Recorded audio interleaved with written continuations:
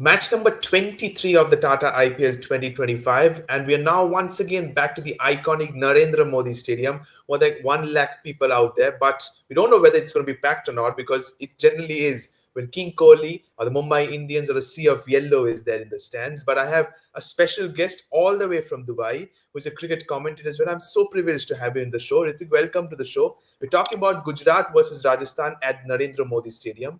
Both the teams are coming from different circumstances. GT winning it comprehensively. They're now playing so good cricket with two overseas players on the team sheets. On the other end, Rajasthan won their previous game against the Punjab Kings at Mulanpur. Your thoughts on both the games before we talk about this game? Well, first and foremost, thank you for having me on your podcast. Yes, Rajasthan's game against Punjab was actually quite an eye opener of sorts. Punjab was expected to roll them over True. given the way they were playing. But I think Rajasthan somehow got the formula right by going in and batting first. And this was the first time in this season so far that I've seen Punjab being under any sort of pressure. And in any game, the moment you've crossed 200, Correct. especially in the IPL format that we know, and your asking rate goes above 10, then you're basically looking at, from a practical point of view, cricketing point of view, at least two boundaries and over, right? So the moment the team chasing starts falling behind a little bit, there will be pressure. Yes, there are some teams which soak up True. that pressure better than others, and there are others who will succumb to it, like strangely Punjab did the other day. Fair call. They've been playing well, Absolutely. just a loss. For GT, I was following the game yesterday. I think GT played a phenomenal game. I'm really liking the way they're playing. They have their bases sorted. They are not playing to the gallery. They're playing to their key strengths. They have a set plan and strategy in place, and it's evident in the way the team is going about. Even with Mhm. certain overseas players missing, they Correct. don't seem to give you the feel that they're missing out on those players at all.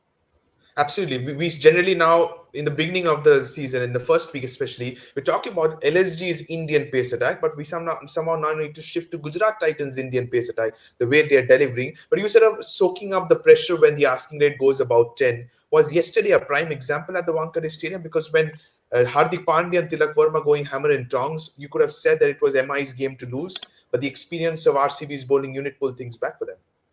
I think more than RCB's experience at pulling things back, again, it was that case of leaving it a bit too late. It Mhm. again went down for Mumbai Indians like it did in their previous game. In the previous game, they needed 29 of the last two overs. Yesterday, they needed 28 of the last two overs. Correct. Whenever you leave things right till the end, you have to chance your arm and go for your shots. And when you go for your shots and you have to go for your shots, chances are if you miscue even one, then that's your downfall. And The that's other thing exactly that what was happened. exactly what happened, and one of the things that we were discussing on our commentary stint here in Dubai, and this is something I firmly believe in, is if you have a set pair of batsmen out there, don't take it too easy or don't get complacent to the point that you lose your wicket, hoping somebody else is going to come and finish it off. If you're there, you have to take the onus on True. yourself and But finish it. absolutely, I'm sorry to interrupt, but were by any chance do you think that Mumbai Indians were thinking about, okay, we have one over of spin, which is Kunal Pandya, will either bowl the 19th or the 20th? Were they even thinking about that? Okay, if we can have 20 for him, we can score because he's a spinner. You could, and they might have had that in terms of their thinking. But when you're playing a crunch game where you're looking to win and secure the points on the table, having had the sort of start that you've had, you cannot plan a chase only on the basis of targeting one bowler. True. You have to roll with the dice. You have to face the deliveries that are coming up and the bowlers that are coming on Mhm. and just go after them. When Hazelwood came to bowl the 19th over, why do you want to milk him around? Or to be fair, they did not try to milk him around and they got out. Correct. But there is no question of waiting for Kunal Pandya's over to see, oh, can we take the maximum number of runs there? Why not do it the Absolutely. other way? Why not attack Hazelwood, Absolutely. Yeah. get 19, 20 of that over, and then you have another 10 odd to go for the last over? And then that makes it easier, even if a wicket falls and a new batsman comes in. Yeah, absolutely. You're saying such things in terms of chasing, where a chase master was there on the other end, winning it at 2 points. But I want to go back to another because it's such a privilege to have you on the show. A man who loves chasing down targets is now struggling to finish off games or bat with the highest strike rate, wearing jersey number 7 in yellow. What's your thought about that? Is it time up for that man? Let's be honest, and I don't know how your listeners are going to take this. We've all been fans of Mahendra Singh Dhoni as a cricketer. Whether you're a Chennai fan or not, you're first an Indian team fan, and he has delivered above and beyond expectations of all of Absolutely. us, not just as fans, but as commentators, as analysts, as cricket lovers. Yes. But there comes a time when you have to have a reality check. He's been more than good again with the gloves. Yes, there have been a few fumbles here and there, but that's okay. But he's had fabulous stumpings. He's had a brilliant run out in the last game as well. He reads the game really, really well. All that is fine. But at this age, if your body and your muscle are not up to that point, if your muscle memory is failing you, the Hmm. same Dhoni, same situation 3 years back would have plonked these balls into the Absolutely. stands. But he's unable to do that. That does not take anything away from Dhoni the player, Dhoni the legend that we know. But it's time. It's time to give a reality check. Fine, if you want to keep him as a leader on the field, to support Gaikwad, to have his wicket keeping abilities and all that, so be it. But if it's a crunch run chase, why can you not get somebody else in? The priority should be not in terms of giving the Chipok fans or the MSD fans the fact that, oh, he's come and bowled and batted for 10 or 15 deliveries and hit two sixes. No, I want my hero to come out and win the game for me. And At that, the that end is of the day, exactly what I has happened in the last 2 years. Dhoni coming and hitting absolutely a few big blows, but on the losing cause. That's not going to correct. help your side. But the Correct. There was a Chepauk stat. fans love it because it Thala is everything for them. Correct. But there was a stat recently that I saw that he's hit 12 fours and some 12 sixes, but all in losing causes. Losing cause. That Exactly. does not justify it. At the end of the Absolutely. You're day, if you absolutely don't have bang the on. 2 points on the table, It doesn't matter. it doesn't matter. If you don't make it to the Abs- playoffs, then that's it, right? Absolutely. So And I, I I think fear I for think it's this. time. Yeah, I think it's time for the CSK management to take a tough call on this. It won't be easy because you're not just talking about any player; you're talking about MSD, and it's not just a player of international and national repute, but it's also the persona that comes with it, right? So you have to juggle all of that and then take a call. And well, Absolutely. We will knowing see. knowing what Stephen Fleming is like, he should take that call. I don't know because it's about Mahendra Singh Dhoni. Will you go above him or not? If he can send Ravichandran Ashwin ahead of him in the batting order, anything is possible. Focusing True. back on GT versus RR, let's take a look into the head-to-head of the last 5 times these two teams faced each other.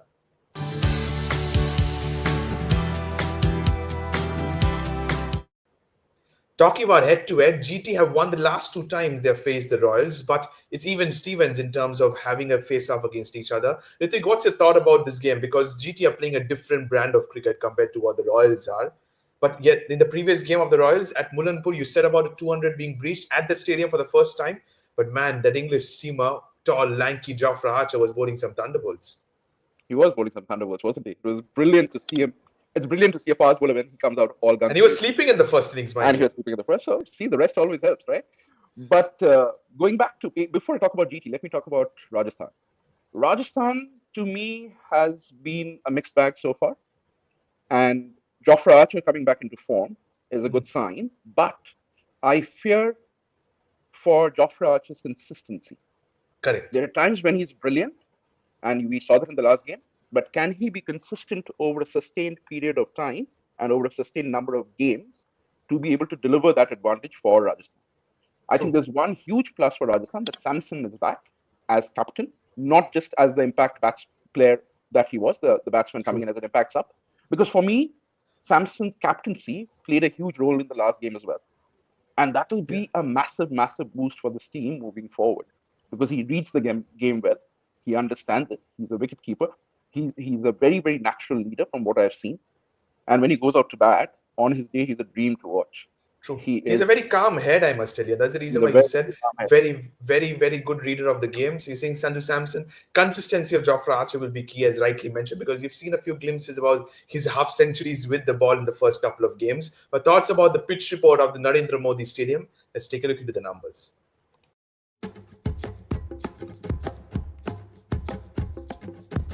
Ritwik, 37 matches have been played at this venue in the IPL. 70 times the team batting first have been victorious compared to the 20 times the team chasing. We know heavy dew comes in the second half of the innings. Your thoughts with the new ball change rule coming, which has been announced by BCCI, with the toss chase?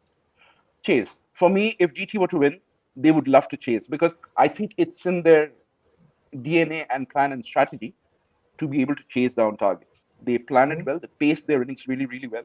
They have batsmen who can go hard at the top. But at the same time, if sudden wickets go down, they have batsmen to play a sheet anchor role at one end while somebody else goes out hammer and tongs from the other.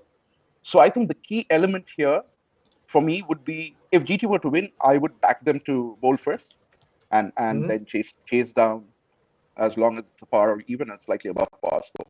Correct. In the previous game, if I'm not mistaken, the game against Punjab, it was a 240 target, which almost were chased down until this was Vijay Kumar Vaishak giving a impactful spell, to be honest, with the old Yeah. ball. But yes, is what your thoughts is. GT should chase if they win the toss, and I think either of the sides, if they win the toss, should chase. Thoughts on the strategic timeout section? Having Ritvik for the first time in the show, I'll let you know, Ritvik. 4 questions, 60 seconds timer will be given to you. Your time starts now. Sanju Samson or Shubman Gill, which skipper do you think will score more runs tomorrow? Gill. Okay. Which all-rounder is expected to have a better impact with the ball? R. Sai Kishore or Wanindu Hasaranga? I would think, given the pitch in Ahmedabad, it could probably be Hasaranga. Okay. Mia Magic or Archer Thunderballs, which seamer will pick more wickets tomorrow? Oh, I want Archer. I would definitely love to see. I love the concept of a fast bowler just running and making life absolutely miserable for batsmen. Okay, so you're saying Archer. Okay, I wonder why you're not saying Mia Magic. A little bit of Sue celebrations as well. How many sixes do you expect to be hit in tomorrow's knock? By the teams respectively, or you think Both overall? in total. I would expect a total of maybe around 20, 18 to 26 is max, not more than that. Okay, Because not the more than ground's that. So fairly big. 20 is the Not more. maximum. 20 is the Okay. maximum. Okay, so you've given your 4 questions answered, and we'll see at the end of the day how many do you get correct. Very interesting choices, I must tell you. But let's take a look into the players to watch out for.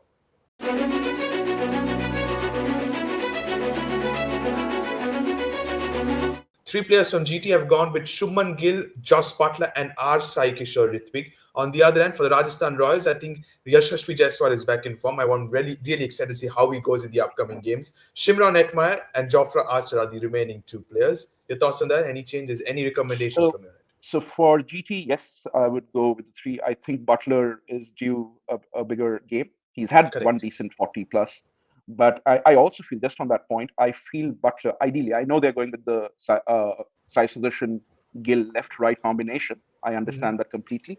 But I would love to see Gill and Butler play up front together. You need to, in my humble opinion, give your best batsman the chance to play the maximum number of deliveries. Absolutely. For me, in this team, yes, Sai Sudarshan has done brilliantly. He's number 3 on the orange cap list. But for me, the best two batsmen currently for GT are Gill and Butler. So I'd love to see them up top because that's their best chance of maximizing scores.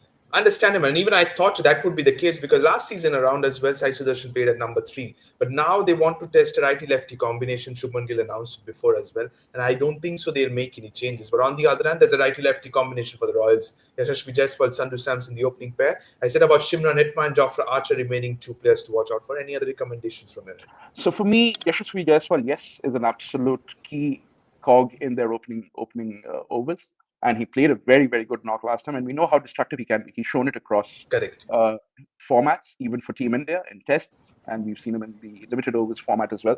So definitely a key element. Sanju Samson, we already spoke about how impactful he is, not just as a batsman but as a captain as well. Archer, other than your question regarding the bowling bit, but for me, one of the key elements would be if Shimron Hetmeyer would be asked to bat higher. I feel they're Absolutely. You currently nailed it. wasting him where he is. He's the sort of player, he's almost similar yet slightly different to Nicholas Puran in the sense Nicholas Puran can go hard coming in at number 3 from ball 1. Shimron Hetmeyer will probably need an over. That's fine. But he'll make up for that over in the course as long as he's set. And I Absolutely. I don't honestly understand feel, if he's why is I he don't batting so yeah, low if exactly. if you have retained him for such a high price. Yeah. And I think you have to maximize his potential. And he's a fabulous striker of the ball when he gets going. And that can only help Rajasthan's cause. So I would love to see him come up higher. 100%, and that's the reason why I gave because he has played a couple of blinder of a knocks at this same venue for Rajasthan Royals, and I even agree. I should think at least 20 balls should be given to somebody like a Shubman Hetmai to cover up and give RR a very good finish if they're batting first in their innings. But talking about the top three battles to watch out for, Ritvik, let's take a look into my picks.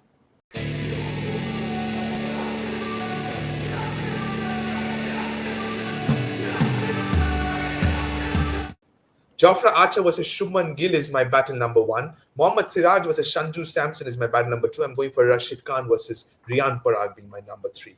Any other battles from your end? Mm, no, I like your first two. I'm not sure about the third one. I would think instead of Riyan Parag, it could be any of the other established ones from Rajasthan.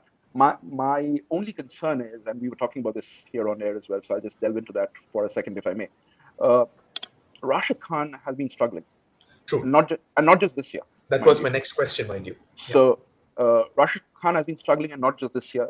He's gone for the last two seasons at over 8 runs and over. Prior to that, 2013 to about 20, or 2018 to 2022, he was going at less than 6 and over True. throughout the tournament, right? So obviously, with the amount of analytics and all that are there, people have obviously figured it out, and I think that's put undue pressure on him because he is pretty much the known face of Afghan cricket. He's made a name for himself across franchise cricket. So that onus is on him, and the expectations are that much higher for him to continuously deliver. And I feel that's currently what's stopping him from delivering the Rashid Khan that we know.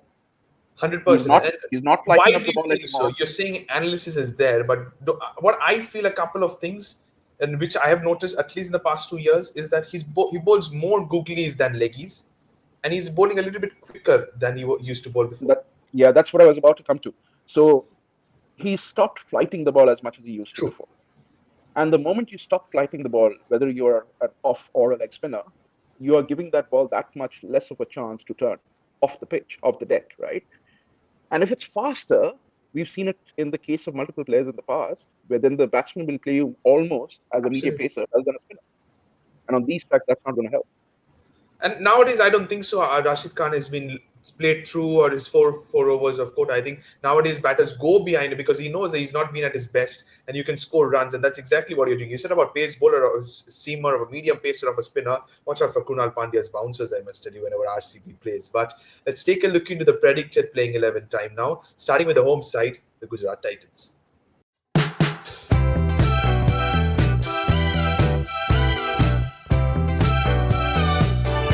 I think why change something which is not broken for the side? They're playing with two overseas, with Sharfan Rutherford as their third impact sub. I fear for somebody like Glenn Phillips who got injured in the previous game. What about his for the remainder of the tournament?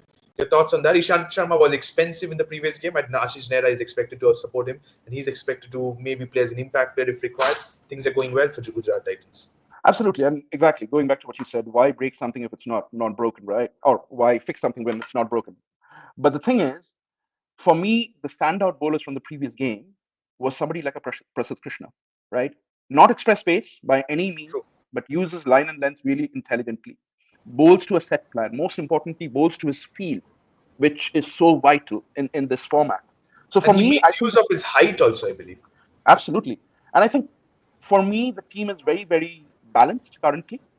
The only challenge I see, which would be an interesting one as and when it does come up, is that the middle order hasn't been tested as much. Absolutely. Absolutely. And that to me is very, very critical. Yes, it's fine when you're going at a very, very decent strike rate and you're scoring runs at will till the 13th, 14th over. What happens if it's 30 for 4? Yeah. What happens then? That's where I have a very, very anticipated sort of response in the sense I would like to see how do they go about tackling that sort of scenario. Yeah, 100%. And when there will be a time, I've said this before, there will be a time when GT are 20 for 3, losing all the top three, and how Absolutely. their middle orders look through. Shah Rukh Khan is there.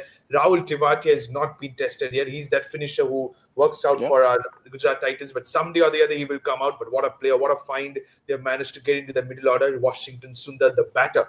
In the previous game, I think the cameo he played eased Shubman Gill to play his normal anchoring innings, and which he did rightly so, and GT won it comprehensively. Let's take a look into the playing 11 of the Rajasthan Royals.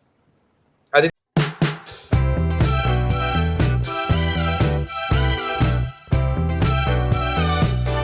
this is another 11 which is looking good. But what about your thoughts on somebody like a Shubham Dubey? Do you continue to see him as an impact player? Well, only if you need to. I think Rajasthan need to look at horses for courses and figure out based on the match situation who do you need to pull in if at all, right? For me, Sandeep Sharma surprisingly bowled well initially the other night, and then Mm-hmm. went for plenty, right? Mm-hmm. So how do you balance these sort of elements? If you're chasing, then it's easier to get an impact sub batter in True. and give him a very simple mandate. It's not the case if you're batting first and then you have to bowl, and then who do you then bring in as an impact sub to balance out your bowling attack?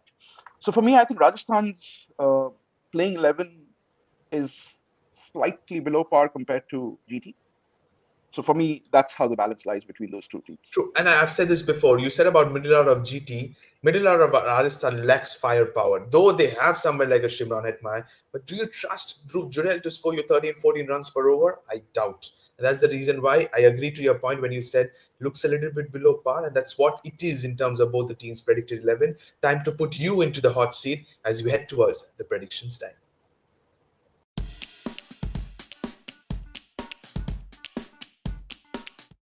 Match number 23, Gujarat Titans versus the Rajasthan Royals at the Narendra Modi Stadium. Over to you, Ritvik. What's your percentage for this one? Interesting one. I think going by current form and the way they've been playing, I would give it 65-35 in favor of GT. Because yes, Rajasthan have played well in the last game, but the consistency has been shown more by GT than by Rajasthan. I feel they have a more balanced team, a balanced playing 11. And I honestly feel, with all due respect and love that I have for Rahul Dravid, Ashish Nehra in this format is that street smart coach who Street comes smart in, football coach. knows when to come in and tweak the buttons in the right at the right True, times, push the right true, true. buttons, and so on. And I have a feeling that that might give them that slight edge. Absolutely. So you're saying coconut water power is more for Ashish Nehra, and you're giving 65-35 in favor of the Titans. Another Yeah. victory for the Shubman Gill led side, says Ritvik. Thank you so much, Ritvik, for coming. Thank you to all the viewers for watching this video. It's GT versus RR at Ahmedabad. Sit back and enjoy. Don't forget to subscribe to the Fifth Umpire. Press the bell icon as well. Thank you so Thank you much. very much. Thank you.